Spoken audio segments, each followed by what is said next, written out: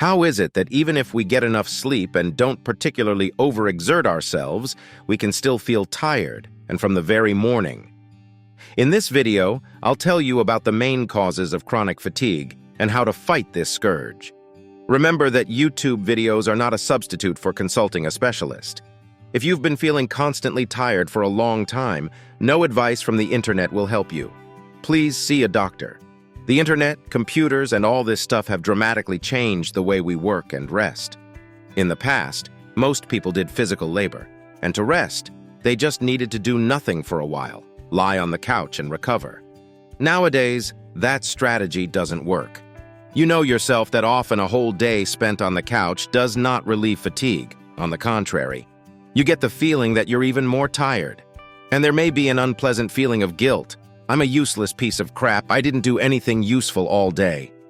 Well, if you get enough sleep and lying in bed doesn't help you, then the first way to perk up will be, oddly enough, physical activity. Paradoxically, for the modern person, exercise becomes a helper in getting rid of fatigue. Research shows that if you train several times a week, you'll feel a surge of energy on average after 6 weeks. And it's important here not to get fixated on the gym. If you're not a fan of lifting iron, for God's sake, don't torment yourself. Find an activity that suits you. It can be running, football, yoga, some kind of martial arts, Pilates, and so on. After all, if you start doing something you don't like, you won't stick with it for long, no matter how fierce your willpower. Think about how you'd like to move and try different activities until you find the one that's your jam.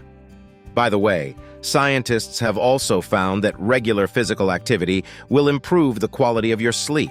And as we know from the previous video, good sleep is good rest. And what if nothing from the activities appeals to you? It's just not your thing to run or twirl a hula hoop. I understand it happens. In that case, it may seem to you that coffee can relieve fatigue because caffeine is stimulating. Yes, but coffee is really not that healthy. According to numerous studies, this drink can also increase drowsiness. People who don't consume caffeine report less morning fatigue. Instead of caffeine, it's better to monitor your water intake. Here's a life hack for you. To understand when you need to drink, your urine should be pale yellow. If it's darker, it's time to drink some water.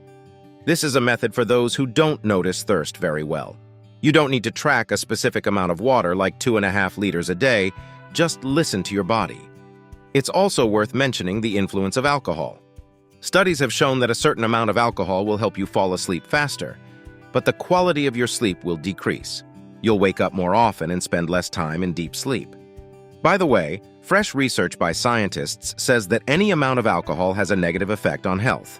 So the old notion that there is a safe dose, or that red wine, for example, is beneficial, is a thing of the past.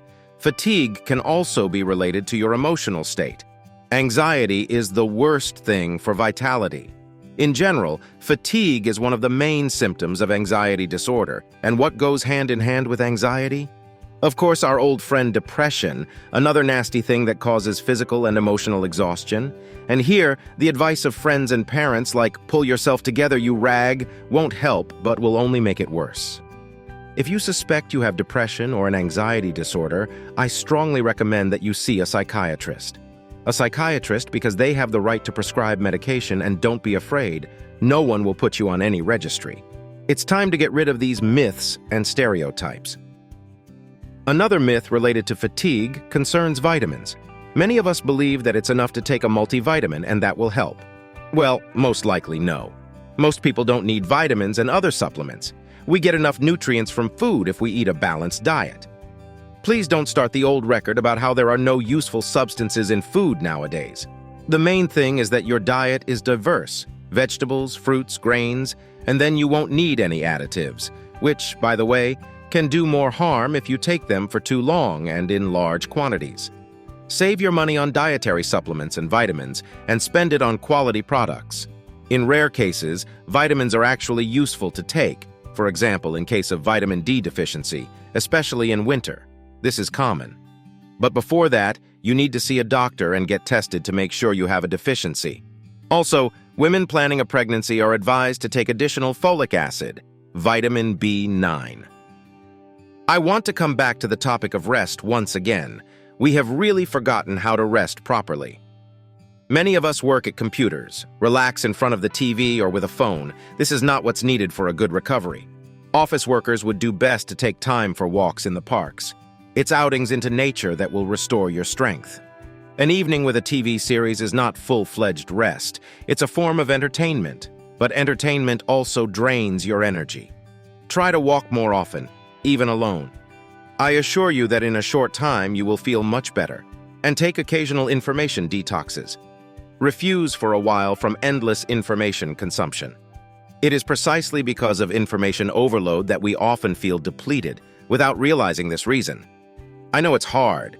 Gadgets addict us to an easy dopamine high. But when fatigue accumulates, this may be the only way out, to temporarily give up information consumption. And finally, I want to tell you about an article in Time magazine that came out this September. The author, Brad Stulberg, reflects on why we constantly feel tired. Interestingly, in the period from July 2021 to September 2021, Google searches on the topic, "Why am I always tired?" reached a historic high. And it's not just because of the protracted pandemic and social problems in society. According to Brad Stulberg, people have replaced joyful anticipation with anxiety. How does this happen? We get bored, go online, and run into the news. It's usually anxiety-provoking. The virus, politics, tragedies, all this accumulates a state of anxiety in us.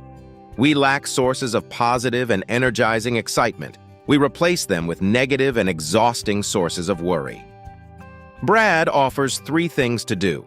First, next time you catch yourself aimlessly scrolling through your feed, try to stop. Ask yourself, why am I doing this?